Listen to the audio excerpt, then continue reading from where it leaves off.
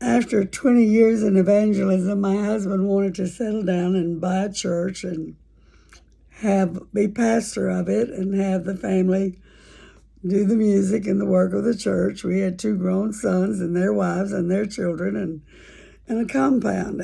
We had bought a piece of property, I think it was 13 acres, with three houses.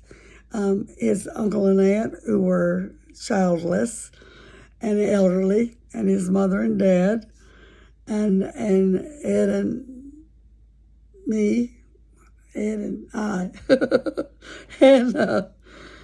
and it had two nice houses, one sort of big, one sort of medium, and a small one that we used as a office and a guest room. It was 2-story, and we lived in our buses parked on that property, and we built a little outdoor tabernacle.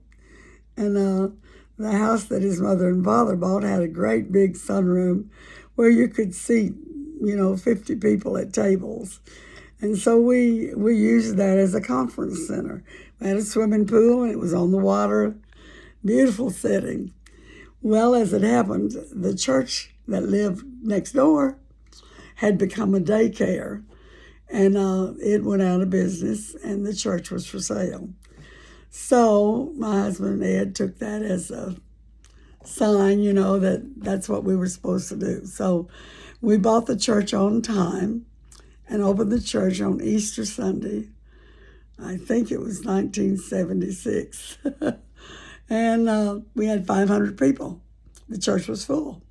We had 500 seats, 500 people.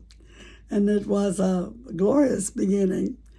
We were out in the country, so there were not many churches around, but the ones that was around was very large, and a lot of folks don't like big churches. Well, this was a small church. And my friend Jesse Lee Sharpley had given me an Oriental rug runner for the aisle of the church, and we put an Oriental rug and some antiques in the foyer and one on the platform, and it was strictly supposed to look like a little antique church, and it did, and I loved it. And as a pastor's wife, I learned very quickly what was expected of me.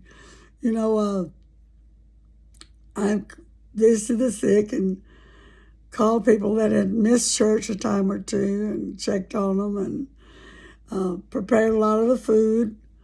And one time we had an Italian lady that loved to cook, and she wanted to cook for the church. And, there were less than 50 of us, I would say, for the meals.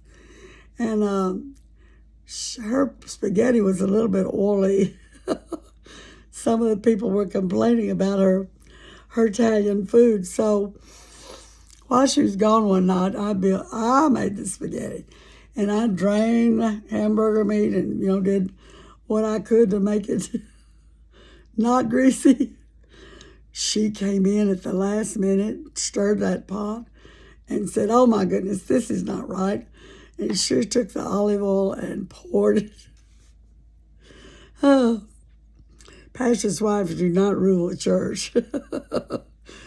But, on Mondays, we had a lady that came in and would vacuum the sanctuary. I'd go around with her and pick up gum wrappers and pieces of paper and folded up bulletins, and sometimes a pencil that had the lid broken, or a ballpoint pen, or just stuff that people use in church and then left. And she would do the heavy work, but I would go around and kind of see what was there and clean up a little. And I did some of the cooking, all of the phone calling, and some of the visiting. And I found out what it was like to be a pastor's wife. And it was good training, very good training. That church failed, as when adultery entered the picture. My husband had an affair with the church secretary, and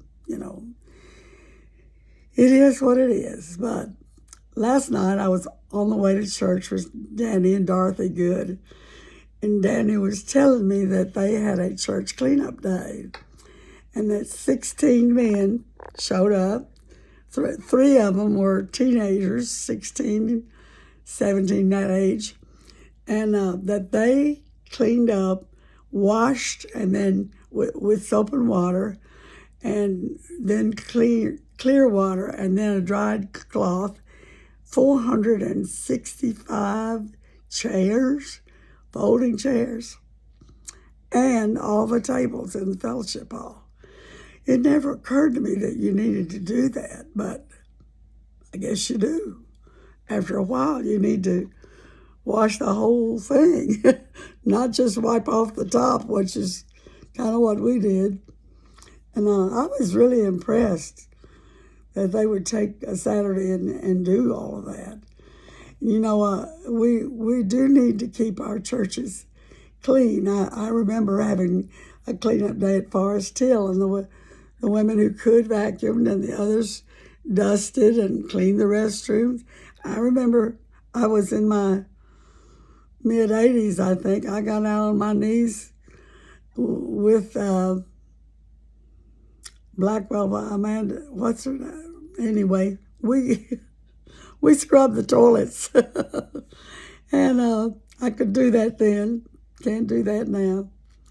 And when I go to Bellevue on Tuesdays, tomorrow is Women's Ministry Day. We start at 9:30 in small groups and then meet at 10:30 in the sanctuary for a message and music and food. And I always enjoy that. But every time I go, I see a crew of people cleaning. They will have signs out in front of the restroom, you know, cleaning in progress and that sort of stuff. There's a big cleaning staff there. And a lot of churches just can't afford great, you know, big cleaning. I was at East Acres not long ago, and the pastor's wife was telling me that they painted it pretty much themselves, and pastor and his wife did an awful lot of the work. And you do that in new churches because you don't have the budget and you don't have the money for staff unless there's volunteers. And there was a man there that volunteered cooking. That was great. We had a lady that volunteered cooking at our church. And I don't guess I ought to tell that. Sometimes people get bent out of shape at church. This lady got really bent out of shape because we quit having Wednesday night suppers.